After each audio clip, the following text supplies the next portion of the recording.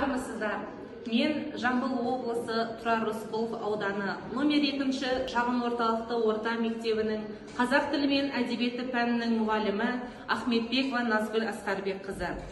Жамбыл облысы әкімдігінің білім басқармасы оқу-әдістемелік кабинетінің ұйымдастыруымен Ақ-иық ақын алаш қайраткері Мағжан Жұмабаевтың 130 жылдық мерейтойына арналған челленджді жалғай отырып, Тұрар Рысқұлов ауданының қазақ тілі мен әдебиеті пәнінің мұғалімдеріне жолдаймын. Мағжан Жұмабаев туған жер. Бұл жарыққа аяқ басып туған жер, кіндік кесіп, кірім сенде жуған жер, жастық алтын қайтып келмес күнімде, ойын ойнап, шыбын шіркей қуған жер.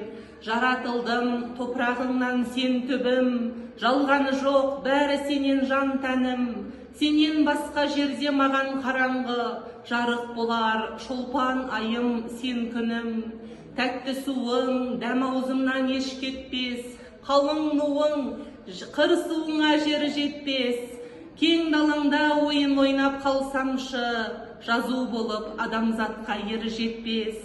Балақ түріп, қозы қуып жарысып, кең далаңда тең құрбымен алысып, түнде ақсүйек алты бақан ал күндіз үйретем деп асау тайға жабысып.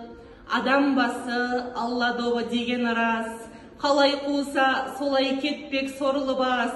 Кім біледі мен де шетке кетермін, туған жерім сені тастап басым жас.